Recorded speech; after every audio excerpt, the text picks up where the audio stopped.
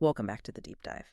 So for many of us, I think generative AI, I mean, especially tools like ChatGPT, it's gone from being this interesting experiment to something that's just Sure, there. it's part of the workflow. Exactly. It's like this digital appendage that's drafting your emails, summarizing notes, or, fixing that bit of code that's been driving you crazy. It's the ultimate shortcut. Right. But the stack of sources we've pulled for this deep dive, we're talking neurological studies, critical analyses, regulatory warnings, they all seem to share this one, frankly, troubling message Mm. that this convenience might be coming at a really staggering cost.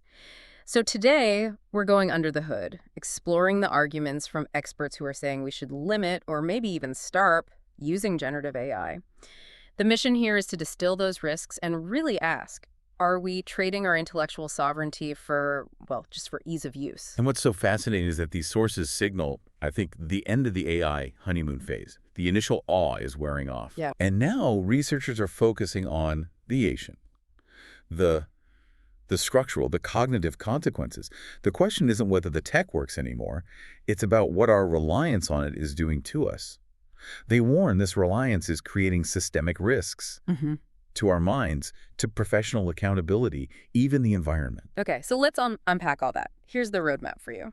We're going to tackle this in 4 parts. First, the direct cost to your mind, the neurological price. Right. Then we'll dive into the instability of the tools themselves, the reliability, and the legal issues.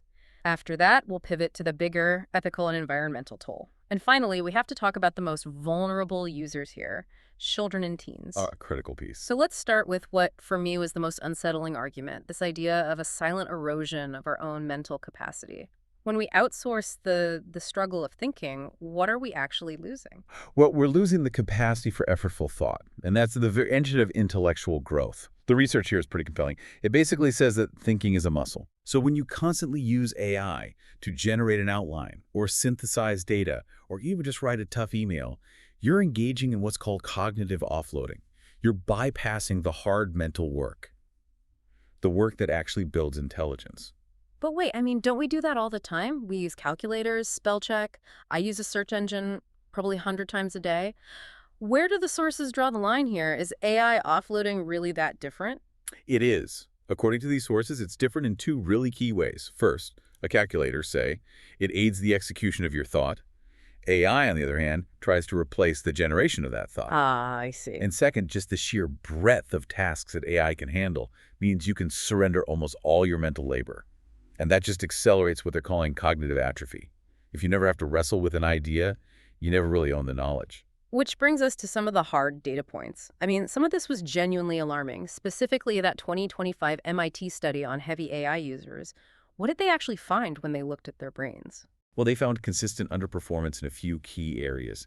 The heavy AI users, they showed markedly reduced neural engagement in the prefrontal cortex. And that's the part of the brain for planning, working memory, cognitive control.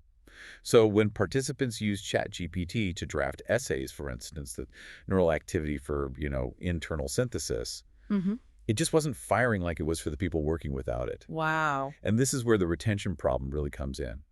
When they were asked later to recall what they'd written, without the AI's help, the AI-reliant group struggled a lot more. They could produce a polished essay, sure, but the knowledge just wasn't consolidated into the long-term memory. They weren't learning, they were just facilitating. That lack of internalization, that sounds like it leads right into this concept that sources call cognitive debt. It almost sounds like intellectual bankruptcy. That's a great way to put it. Cognitive debt is this gradual atrophy of mental effort. The brain is efficient, If it learns it can get an answer instantly without any struggle, it just adapts. It disconnects from those higher effort systems like memory retrieval or critical synthesis. Why build a staircase when you have an elevator? Right. Exactly. You become fundamentally dependent on the prompt to organize your own thoughts for you. So the trade-off is we become a society of editors instead of creators. We lose the ability to generate original thought. That is a huge price to pay for a faster email. A very high price. Okay, let's transition from that internal cost to the instability of the tool itself. So many people treat ChatGPT like a research assistant, but the sources argue that seeing it as a source of truth is a A dangerous illusion. It's a very dangerous illusion, and it's because of how it works at its core. ChatGPT isn't a fact checker. It's a statistical prediction engine. It just predicts the most probable next word. Not the most truthful word. Precisely. And that's why hallucinations are still its core failure. It will confidently, persuasively deliver completely fabricated information. And in professional fields like law or medicine or engineering, that's not just an oops. It's a profound liability. And that instability, it goes beyond just making things up. The sources pointed to that real-world event in early 2025, the memory collapse. What happened there? That was a catastrophic back-end update. We're talking about thousands of users who suddenly found years of their context, their personal project data, just fragmented or erased without any warning. So if you're treating the system like a trusted notebook for your ideas, You're relying on something that is fundamentally unstable. That data isn't safe, and it's not reliably persistent. It forces us to confront two huge reliability issues. First, the black box problem. The model is opaque. right, you have no idea how it got the answer. None. You can't see the data, the process. Yeah. It just gives you an authoritative sounding output. If you can't verify the inputs, you can't trust the output. You can't assess its reliability or its bias. And the second issue. The accountability gap. This is critical. If the AI gives you flawed advice, say a dangerous health suggestion or a bad financial strategy, Right. who's liable? The company. They're shielded by their terms of service. The user relied on it, but the machine made the error. This ambiguity means the system itself escapes all accountability. It's an unprecedented shield for negligence. So we're basically trading accountability for speed. We're trusting a black box that admits it doesn't really know anything. That seems like a bad bargain for any professional. A terrible bargain. Let's pivot now to the hidden costs, the ones we don't see. Privacy, bias, societal impact. I want to unpack the statement that the sources kept coming back to. You are the training data. That phrase is just a stark reminder that every single thing you type is captured. Unlike talking to your doctor or your lawyer, AI interactions have no legal privacy protections, no confidentiality. So that sensitive business plan or that personal story you're trying to work through? It's all being fed into a corporate machine, harvested, and potentially monetized later. And the security risks here aren't just theoretical, are they? The sources mentioned a finding from late 2025. Yeah, that was alarming. Security researchers found hundreds of thousands of ChatGPT user credentials for sale on the dark web. It's proof that even the conversations you think are private, they're vulnerable to a massive breach. Wow. And beyond the immediate privacy risk, there's the societal cost, the structural bias. A huge structural cost. The models are trained on unequal data. It's overwhelmingly Western, corporate, academic. English language, mostly. Exactly. So what you get is a kind of statistical erasure.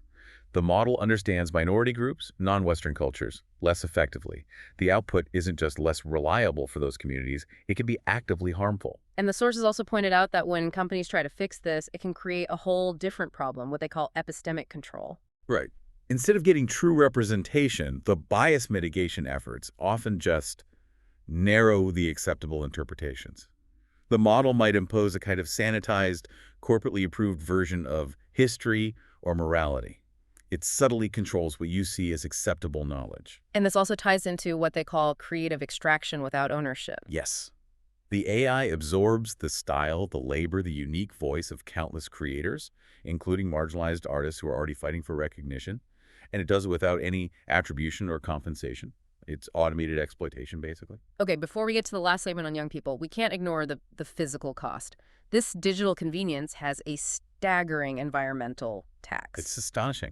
We never think about it. Yeah. But a single ChatGPT query can consume something like 10 times the electricity of a normal Google search. 10 times. Because running these massive models is incredibly computationally intensive. The data centers need enormous amounts of energy and cooling. It contributes directly to carbon emissions. That's the physical cost of an instant answer. It's paid for with power. I think we all need to sit with that. A tenfold increase in power for a slightly better worded sentence. It's a cost we all externalize every single day. Okay, let's focus this final segment on the most vulnerable users, children and teens. All the concerns we've discussed so far they're just amplified dramatically here. They really are, because adolescence is this critical period for forming identity, for developing empathy, for building judgment. And these sources warn about the developmental vulnerability that AI poses. Chatbots mimic companionship. Right, they're designed to be responsive, engaging. But they have none of the accountability or ethical grounding of a real human relationship. And that can lead to serious risks. Emotional maladjustment, unhealthy dependencies, the line between human and artificial just gets blurred. And the mental health risk specifically has authorities warning people off. What's the danger in using a chatbot for emotional support? The core dangers are inadequacy and reinforcement. An AI can't reliably recognize a crisis. It can't assess real-world risk. It can't provide urgent human help. It might reinforce harmful isolationist beliefs or just give generic reassurance when what a person really needs is urgent human context. It's imitation empathy. And it seems like even with the guardrails that are supposedly in place, there are serious safety failures. Absolutely. Independent assessments found that AI can produce really detailed, inappropriate, even fetishistic responses to innocently phrased questions. And the age verification on these platforms, it's weak. It's almost non-existent. A savvy teen can bypass it easily, putting them in an environment they're just not ready for. And this level of risk has, not surprisingly, led to a regulatory response. Indeed. The industry safeguards are clearly not enough. In the U.S., we saw the Bipartisan GUARD Act introduced, which aims to prohibit minors from using these chatbots at all, pending much stricter safety rules.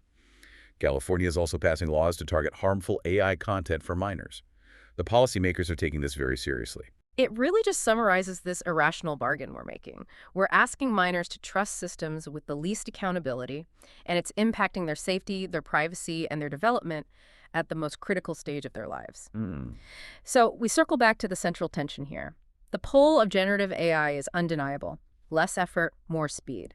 But the sources are arguing the cost is profound. The erosion of our thinking, the loss of privacy, systemic bias. And if you connect all those dots, the message is clear. We have to change how we use these tools. We have to remember that AI guesses. It doesn't know. It collects our data without protecting it. And it influences us without any real accountability. Blind trust in a system like that is, well, it's just not compatible with intellectual sovereignty. So what does this all mean for you, for the listener? The path forward from these critics isn't to abandon technology. It's to practice strategic, purposeful caution. Avoid sharing sensitive data. Always cross-verify critical information with trusted human experts. And, maybe most importantly, use AI only with a clear purpose and a very heavy dose of skepticism. Which leaves us with a really important question to explore on our own. We are right now collectively redefining what it means to think. We're replacing reflection with response and intellectual effort with technological ease. If we keep going down this path, what is the true value of the time we're saving? And what fundamental part of the human mind might we lose forever in the bargain for an instant answer?